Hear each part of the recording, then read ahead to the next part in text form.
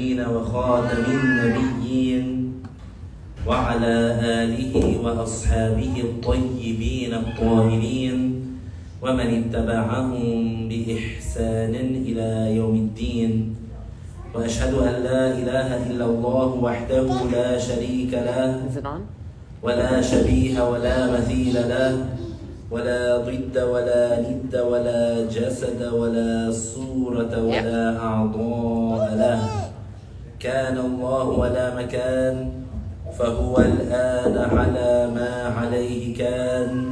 فلا تضربوا لله الأمثال ولله المثل الأعلى. تنزه ربي عن الجلوس والقعود وعن الحركة والسكون وعن الاتصال والانفصال. لا يحل فيه شيء ولا ينحل منه شيء ولا يحل هو في شيء، لأنه ليس كمثله شيء. مهما تصورت ببالك فالله لا يشبه ذلك. ومن وصف الله بمعنى من معاني البشر فقد كفر.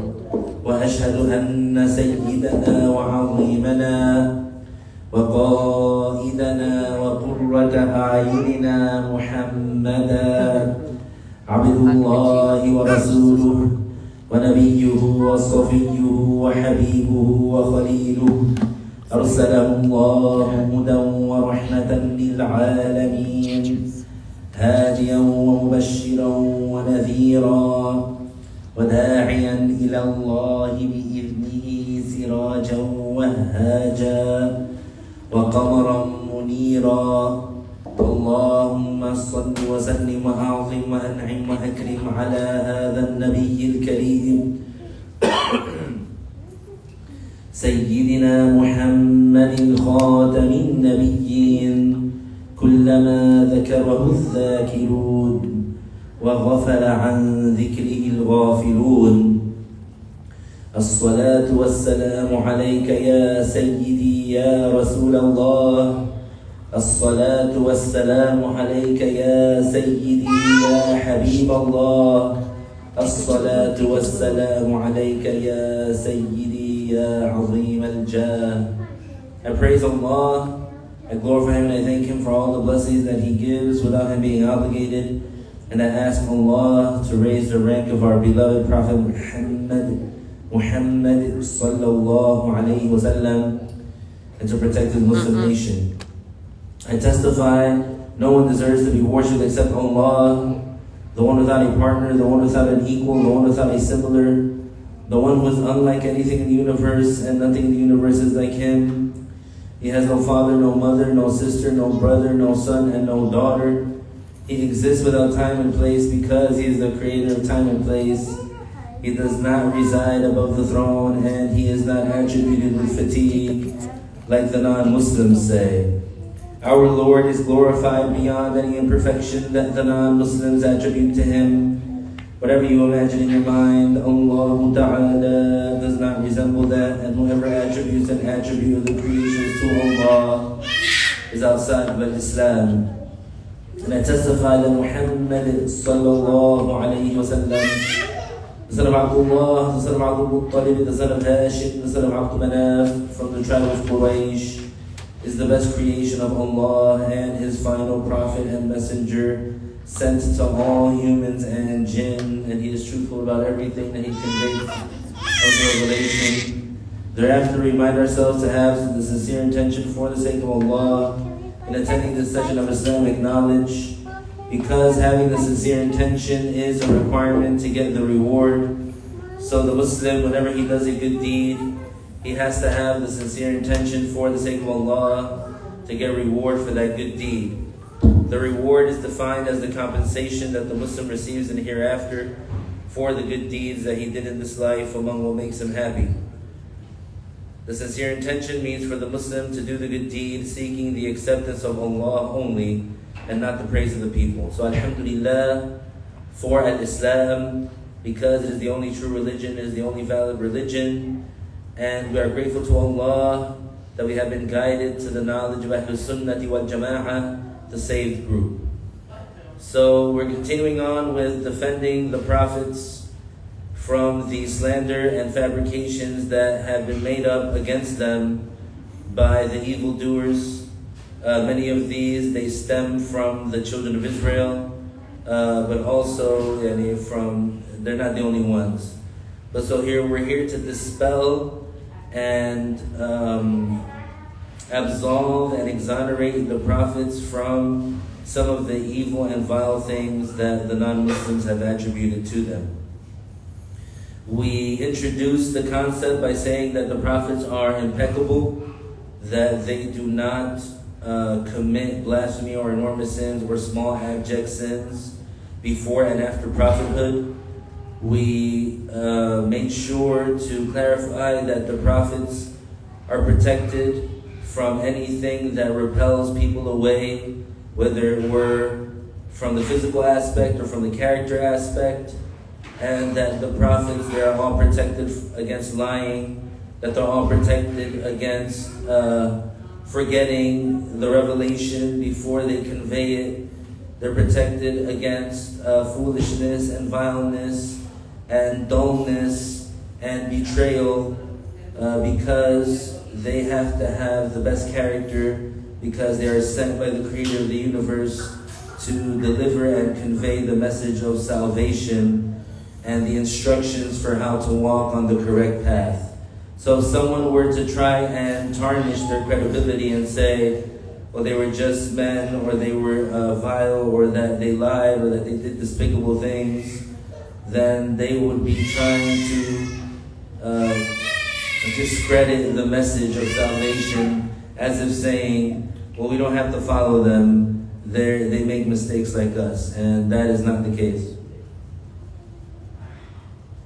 The prophets, even though they are all human, they do not do the flawed and negative things that humans do. So they have this special status that even though they're human, but they were made perfect. And so there's evidence and proof for that from the physical aspect, that they were all given the best physical body and the best physical image. None of them were ugly. None of them were disproportionate. They were all physically perfect, and their character also was perfect.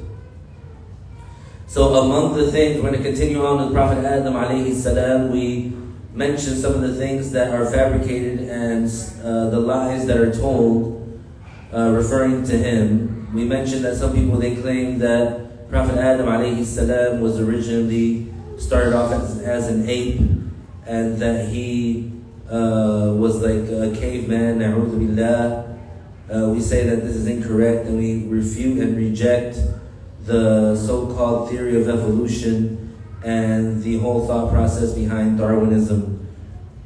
If they don't have any evidence for it, they can only call it a theory. It's not proven. It's not, and it can never be proven, of course. And there's many holes and flaws and missing links, as they call it themselves, in their theory. And for sure, we would not take the word of Darwin over the information that's in the Quran. So we have the Quran, which tells us that the origin of man is Prophet Adam alayhi salam, and so we follow that, and we choose that instead of following Darwin. So among the lies that are told about Prophet Adam alayhi salam, and of course this is blasphemous to say, it's blasphemous to say that about Prophet Adam alayhi salam. And of course this is a lie, it's not true, it has no basis. They claim that the devil came to Prophet Adam alayhi salam after one of his children named Abdullah died, and that the devil told Adam, if you want for your child to live, then call him Abdul Harith.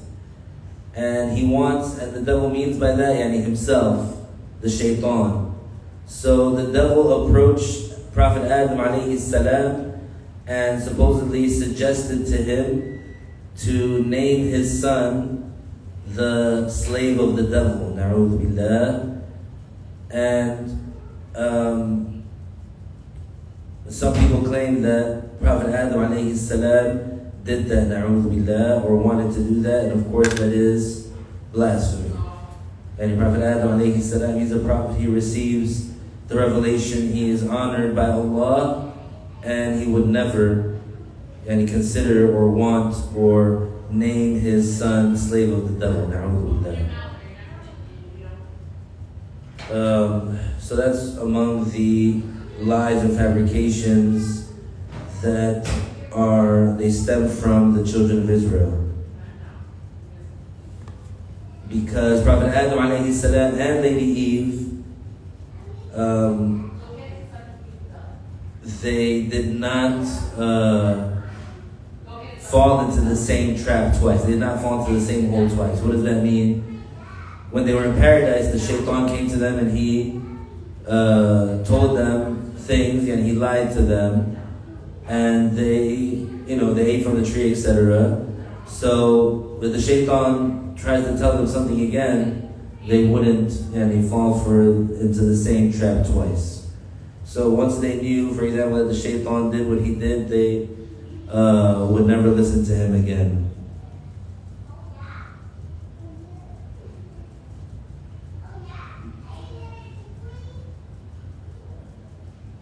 Alhamdulillah. So if you ever hear of someone saying that Prophet Adam alayhi salam named his child the slave of the devil, this is blasphemous and it is not correct.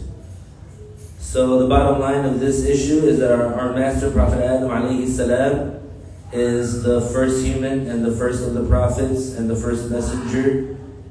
And regardless of what the people who slander him say, or what they pervert and what they change, it won't take anything away from the status of Prophet Adam alayhi salam. He's a prophet and messenger, and he's impeccable. And he came with that Islam, and he taught it to his wife, and he taught it to his children, and he taught his family the rules of the religion, and the revealed law. And he is preserved and protected from shirk before prophethood and after prophethood, and he is clear and free of any repelling aspect that would tarnish his credibility or that would go against the office of prophethood. Because see, that's what it's all about. The prophets, they were sent to convey the message.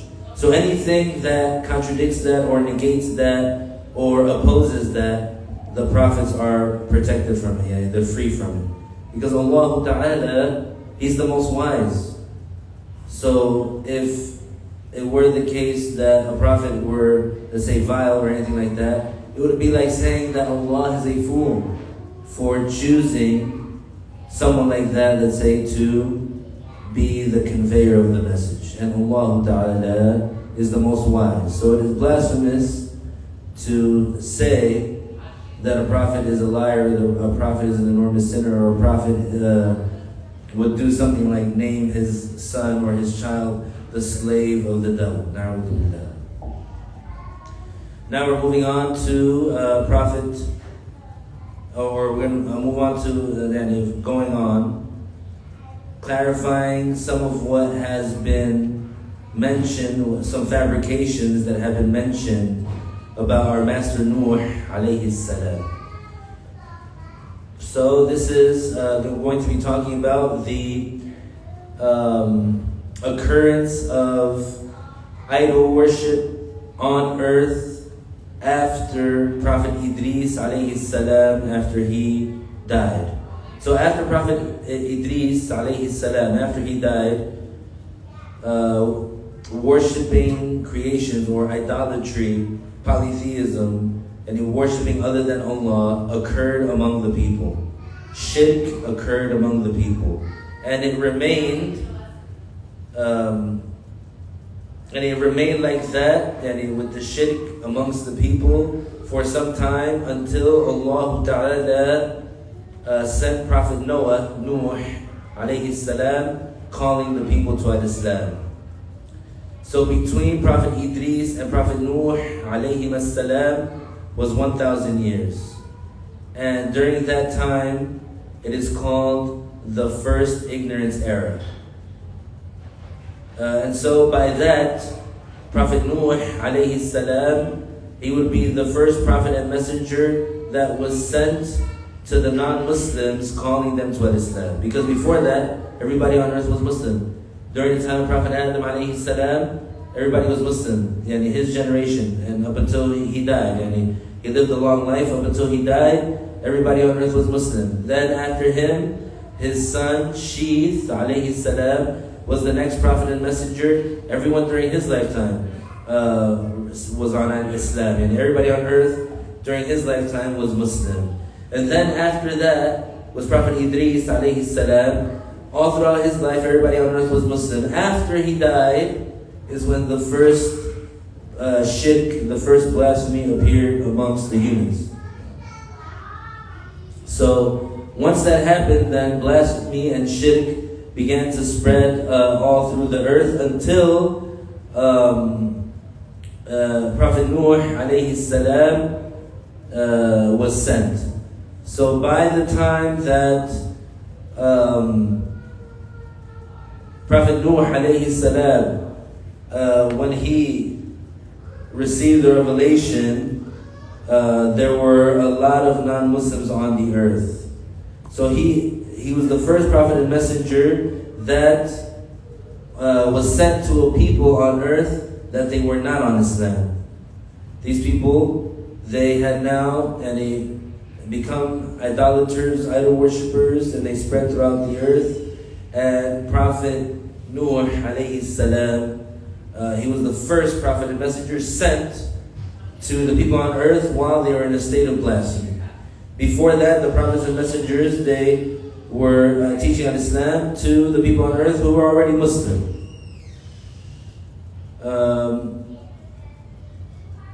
Then the author said, so around this issue, around this subject, some people have made a major mistake, and this, the root of it, or the cause of it, is that some people have gotten into the habit of interpreting the Quran any which way, or in a disorganized way, or an invalid way, which led them to denying that Prophet Adam alayhi salam was a prophet, and so they fell into blasphemy. We seek refuge with Allah from that. Rather, Prophet Adam alayhi salam is a prophet and messenger, just as that is narrated in the hadith of Abi Dhar that was mentioned by Ibn Hibban, and he judged it as sahih. And Al-Hafiz Ibn Hajar, who is a great and undisputed imam and expert in the hadith, he concurred, and he basically agreed with that. So there is no basis to negate the prophethood of Prophet Adam alayhi salam. And so those that negate the prophethood of Prophet Adam alayhi salam, they have no evidence for that. And so one of the evidences, one of the proofs that he is a prophet is the hadith that says that the people will come to Prophet Adam alayhi salam and they come to him asking him for the intercession, and then they come to Nuh, and so Nuh says to them, the people, they say to Nuh alayhi salam, you are the first messenger, intercede for us. So the people that negate the prophet of the Prophet Adam, they say, look, he said, the people said to Prophet Noah alayhi salam that he's the first messenger. And this hadith is confirmed, narrated by Bukhari and others. And so they have no evidence for their claim using this hadith, because obviously we see the people went to Prophet Adam alayhi salam, and in this hadith there's a list from Adam alayhi salam to Prophet Nuh alayhi salam to another prophet to another prophet to Prophet Isa alayhi salam and to Prophet Muhammad sallallahu alayhi wasallam. So that means that Prophet Adam alayhi salam is a prophet. Now, what does it mean that Prophet Nuh, that the people asked Prophet Nuh alayhi salam, they told him, you are the first messenger, intercede for us. The meaning is, you are the first messenger to a people that have spread out through the earth, with shirk. Because the prophets that they came after him, the messenger would be sent to his people, just as Allah Ta'ala informed about Prophet Isa alayhi salam, in the ayah, Ya Bani Israel inni Rasulullahi ilaykum. And so those people that they claim that Prophet Adam alayhi salam was not a prophet or a messenger, they're contradicting the ayah, كَانَ النَّاسُ أُمَّةً وَاحِدًا. Ibn Abbas said about this verse, this means they were all upon Islam. So what would these heretics say about Adam and his children? Do they say that they were living like animals and that they don't know anything about the Islamic law? This is enough of a disgrace for them, and the consensus has been conveyed that Prophet Adam alayhi salam is a prophet, just as we mentioned already. And so this judgment, that the one who denies the prophethood of Prophet Adam alayhi salam is a non-Muslim and misguided, it applies to the founder of Wahhabism, Muhammad ibn Abdul Wahhab, the one who claimed that the first messenger and prophet is Nuh alayhi salam.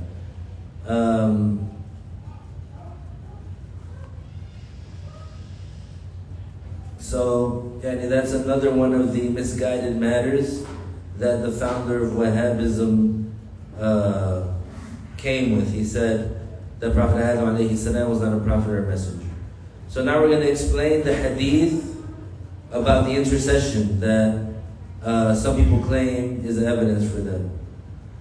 So the contents of this hadith, what this hadith contains, that our Master Muhammad sallallahu alayhi wasallam, he is specified with something called ash-shafa'atul uzma or ash-shafa'atul kubra. And these are both names for it. And it means the biggest intercession, the greatest intercession. And this is, for a distinction among the people, that is to save the Muslims that are being tortured under the heat of the sun from remaining under that torture. So basically, one of the stages of Judgment Day, when the Muslim sinners, they are standing to be judged, and also the non-Muslims, the sun will be brought close to the earth, and this will cause for there to be like extreme heat.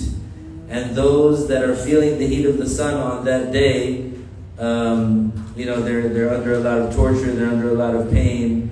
It's something that they feel is unbearable. And so the sinner Muslims that Allah wills for him to be punished, they would be under that heat of the sun, and the non-Muslims also.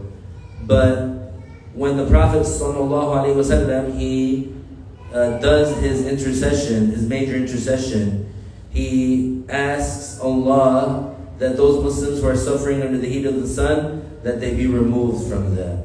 So this is to distinguish the Muslims from the non-Muslims, and those that are favored from those that are not favored. And every Muslim, whether from this nation or from another nation that was under the heat of the sun, they benefit from that.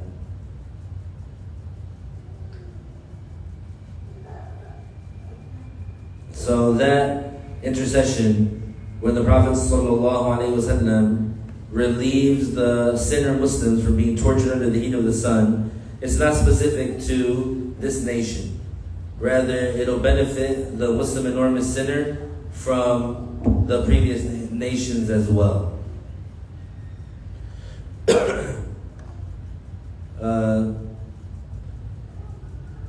So the torture that exists in the afterlife is of different types. It's not only entering hellfire. Among those types of tortures is for the heat of the sun, to inflict those that are there on Judgment Day. But the pious Muslims, of course, they'll be protected. They'll be under the shade of the throne. And so the exposure and the punishment on Judgment Day, it'll be a big thing. And so some Muslim sinners, they will be exposed, and an angel will call out, "This is so-and-so, the son of so-and-so, he did such and such deed." and everyone will be there, and everyone will be witnessing that. And so they'll stay standing and in that heat until they are judged, or until it's time for them to try and cross the bridge that leads to paradise. And so the non-Muslim, as they're there under the heat of the sun, they say, and because they're feeling such pain, they say, "Oh Lord," and this is what they think, because they think that it's so unbearable. They say, "Oh Lord, relieve us, even if it were by throwing us into the hellfire."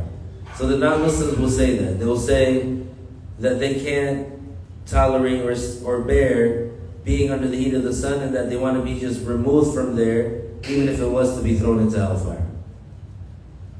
So this hadith of the intercession is narrated in the two Sahih hadiths, and it contains that the Prophet ﷺ said that Allah Ta'ala will resurrect everyone, and everyone will be assembled for the judgment.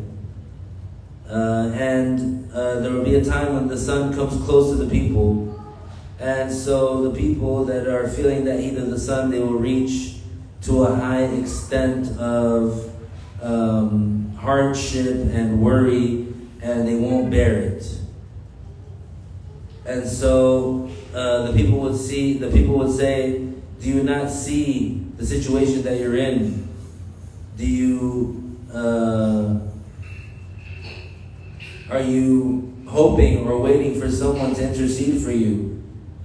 And so some of them will say to others, "Your father Adam." And so the first idea is to go to Adam. So they go to him and they say, "Oh Adam, you're the first human. Allah Ta'ala created you and gave you a special status. And Allah honored your soul. And Allah made the angels prostrate to you." Because as you remember when we said, when Prophet Adam alayhi salam first came to life, Allah Ta'ala had ordered the angels to make sujood to Prophet Adam out of salutation and greeting and honoring, not out of worship. And then they say, "And Allah made you live in paradise. Will you intercede for us? And will you make supplication to Allah for us? Do you see the situation that we're in, and what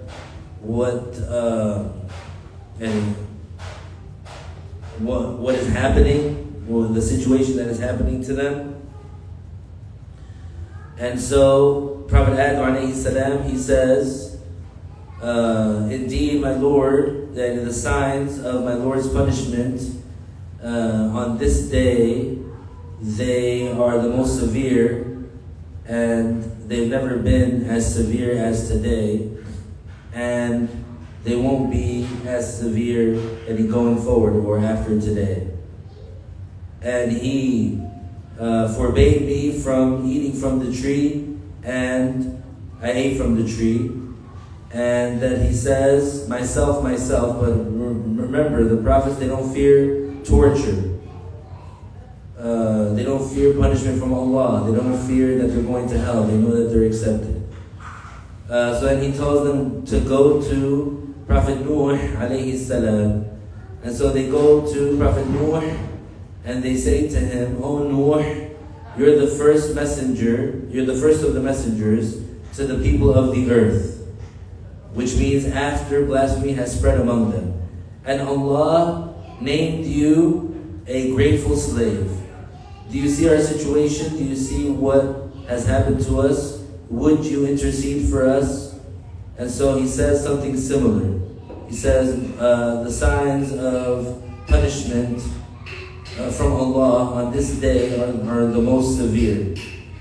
And then he tells them to go to the Prophet sallallahu alaihi wasallam, and so they go to the Prophet sallallahu alaihi wasallam, and the Prophet sallallahu alaihi wasallam, he makes a sujood. So the Prophet sallallahu alaihi wasallam, he makes a sujood,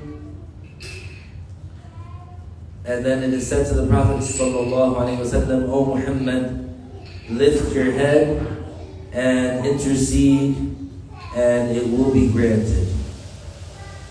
So this is the great intercession. So let's go into a little bit more detail. So the term in Arabic, ghadab, which some people, they translate into the word wrath. When referring to Allah, the word ghadab is referring to that Allah willed for someone to be punished, or the punishment of Allah. And that a person, if غضب الله عليه, it means that Allah will punish him, or that this person has done something that is deserving of the punishment of Allah Ta'ala. So when Prophet Adam alayhi salam, when he says, إِنَّ اللَّهَ قَدْ غَضِبَ الْيَوْمَ غَضَبًا لَمْ يَغْضَبْ مِثْلَهُ قَبْلَهُ وَلَا يَغْضَبْ بَعْدَهُ مِثْلَهُ, it's referring to the signs of the torture of Allah, the signs of His punishment. Because there's many things that occur on Judgment Day that have to do with punishment, like the heat of the sun, the enormous sinners, they'll be completely naked. Those that are under the heat of the sun, they sweat profusely, and the sweat puddles up in their area, it doesn't spread out. So some people are completely submerged in their own sweat. The arrogant and the non-Muslims, the non-Muslims are dragged on their faces. The arrogant ones are resurrected the size of little ants and they're stepped on. There's many things that show the punishment of Allah, and because there's many people on Judgment Day, they're being punished. So that's what the statement of Prophet Adam alayhi salam, that's what it means, that Allah Ta'ala punishes the people on that day, and the punishment on that day is severe. So then after Prophet Muhammad sallallahu alayhi wa sallam, when he intercedes for the people, it is granted, and so he asks for the people to, the Muslim sinners, because the intercession of the Prophet ﷺ is only for the Muslim sinners. So the Prophet ﷺ, he asked Allah that the Muslim sinners be relieved from the torture from under the heat of the sun, and then it's granted to him. So beware and be warned against what some people have fabricated, and they have inserted unjustly into some manuscripts of Ibn Hibban, and that they say that all those prophets, they claim, this is blasphemy of course to say that, they claim that all those prophets, they say, I fear to be thrown into hellfire by Allah. And so that is a lie, it's a fabrication. No prophet would ever fear to be thrown into hellfire. No prophet ever fears that they're going to be punished by Allah. Because to say about a prophet that he fears to go to hell, this would be blasphemy, and it will take the person out of Islam. Because the prophet would never think that Allah Ta'ala, a prophet would never even believe or assume or think that Allah would throw him into hellfire.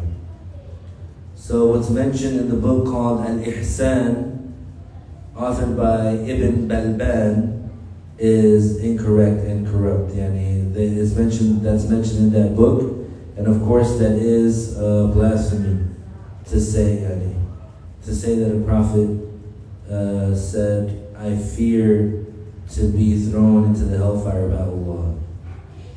And we don't believe that the original author wrote that. We believe that it was inserted into his book unjustly. So Prophet Nuh alayhi salam is the first messenger sent to the non-Muslims. it has been confirmed that Prophet Nuh alayhi salam is the first messenger sent to the people of the earth after blasphemy occurred among the humans. And it does not mean that before him there was no prophet nor any messenger. Rather, Prophet Adam alayhi salam was a prophet and messenger, and likewise the hadith of At-Tirmidhi, it proves that when the Prophet sallallahu alaihi wasallam said, "I am the best of all humans on Judgment Day," and not saying that boasting, and without boasting, and in my hand will be the banner of Alhamd, without boasting, and there is no prophet on that day, Adam, and other than him, except that they would be under my banner, and I am the first one that his grave gets opened, yani without boasting. The Prophet sallallahu alaihi wasallam, after those statements, he would say, "Wala fakhr," meaning that he's not saying it to boast. And so the people before Prophet Noah alayhi salam, before the people of Prophet Noah, they used to worship Allah. They did not associate partners with Allah. They did not know any idols or any statues. They were Muslims, believers, admitting and confessing and acknowledging that Allah is the only creator.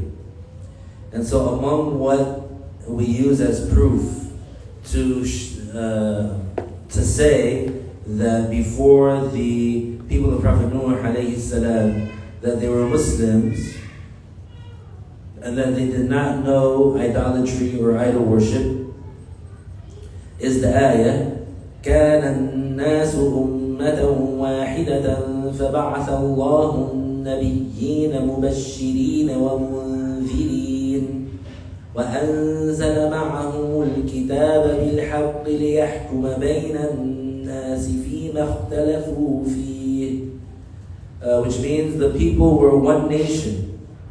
And Allah sent the prophets as bringers of good news and warners. And Allah sent down with them a book, and with the truth, so that they may judge amongst the people in what they differed. And so that of course, the law, the Islamic law, is what is the standard that we go by in terms of ethics and morals. So if there was an aspect of society or person in society that said, it's my right to do this, it's my right to do that, and then another part of society, they said, no, it's not, and now these people, they want to have a conflict, then how do we determine who is right and who is wrong? How do we say who has the right and who's justified and who is correct? We can only know that through the Islamic law.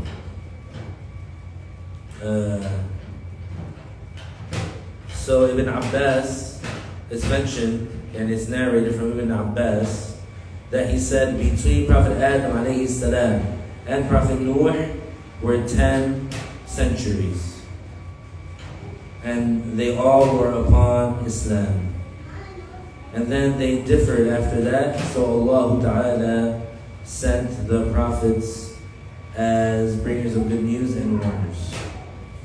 So 10 centuries equals to 1,000 years, so 1,000 years between. So that's the detail regarding Prophet Nuh alayhi salam, Prophet Adam alayhi salam. Now we're moving on to mention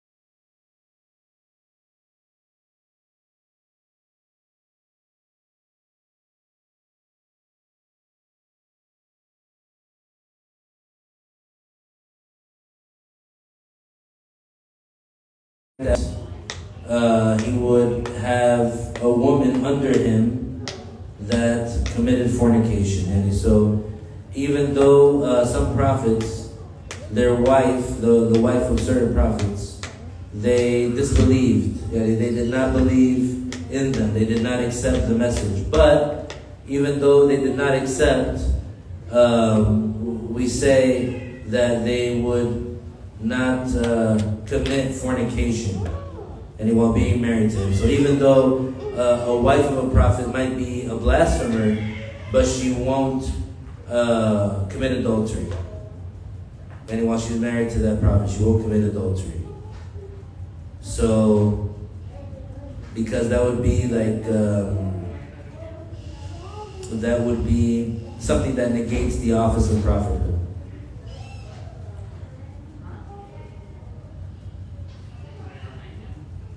So no prophet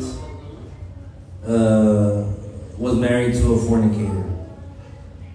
Now the ayah that says فَحَانَتَاهُمَا here is referring to the fact that this wife did not believe in her husband who was a prophet, and that she rejected.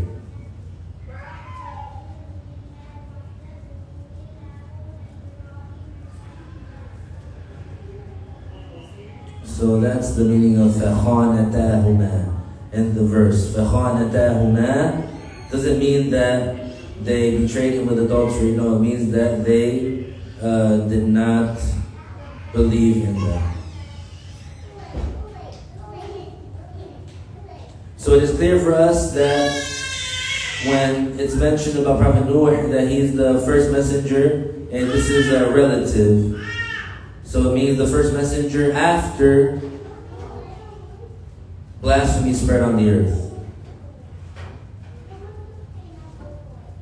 There's an example that makes it clear to understand this relative firstness as opposed to the absolute firstness. So if we ask, for example,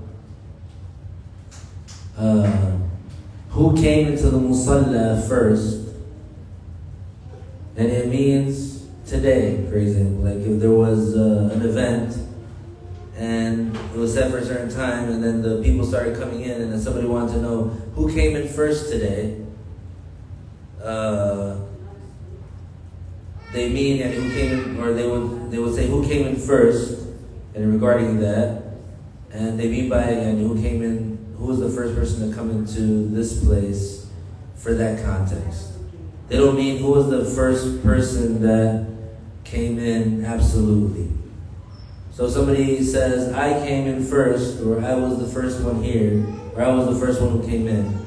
They mean I was the first one who came in regards to this context, not I was the first one to come in at all, or the first one to come in ever. Because before that, and before that person, other people, they came into the place. And so, yeah, you can trace that back, of course, to the absolute first person that entered this place. But when somebody says, I was the first one to come in, they don't mean of all time. So the same thing referring to Prophet Nuh alayhi salam in certain hadith, when the wording of the first messenger is used, it means the first messenger that was sent to the earth after blasphemy spread. And there's many evidence for that. So it's a relative firstness, not an absolute firstness. Because the absolute first prophet and messenger that was sent to the earth is Prophet Adam alayhi salam. And it's clear from what we have mentioned also that the wives of the prophets, they do not fall into fornication at all. And what occurred from some of the wives, that they are described as kha'ina, or like betrayer, or that they betrayed, then that means that they refused to believe in their husband who was a prophet. And in that they remained on a state of adultery.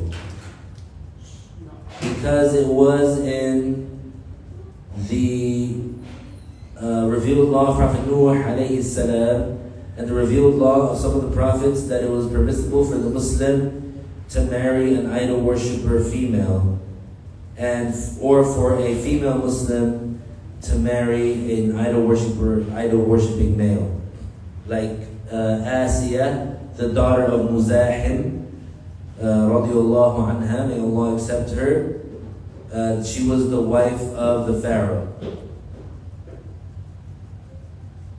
She's the one that found Moses, Prophet Moses alayhi salam, as a baby in the Nile River.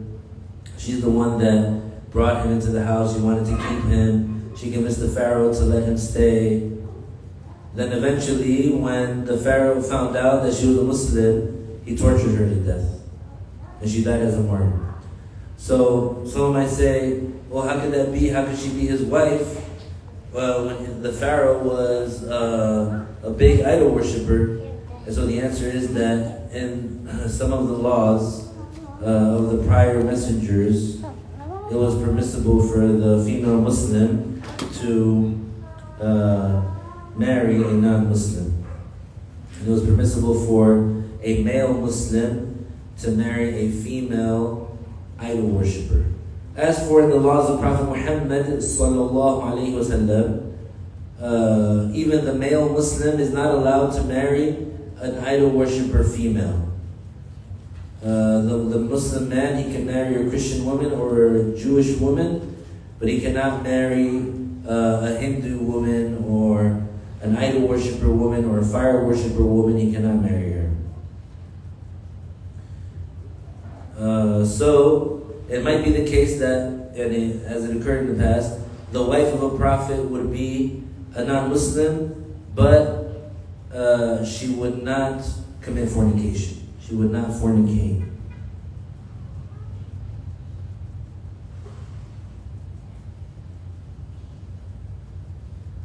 And that's not because fornication is worse than blasphemy, no. That doesn't mean that.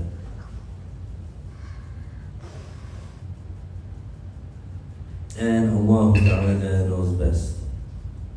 Up next we'll mention some of what has been said, some lies that have been mentioned about Prophet Ibrahim alayhi salam. And there's a lot of details about Prophet Ibrahim alayhi salam. So we'll talk about that inshallah. Are there any questions? Who was the prophet came after Prophet Adam? Sheath. And then Idris. and then Noor. Noah. That's right. And now the man, Muslim man, he can marry a Christian woman or Yes, Christian or Jewish only. Nobody else. Not a fire worshiper, not idol worshiper or atheist. Only a Muslim woman or a Jewish woman or a Christian woman.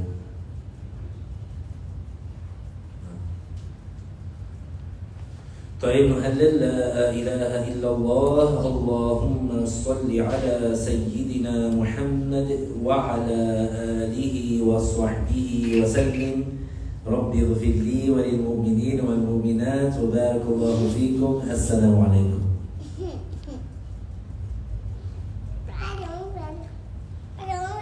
Take it. I'm gonna have it. Go. Take it, please.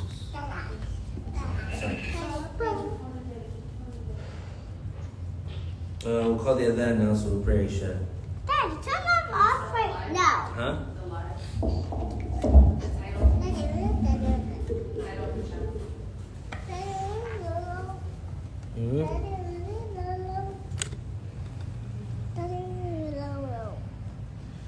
I'll blow it up for you.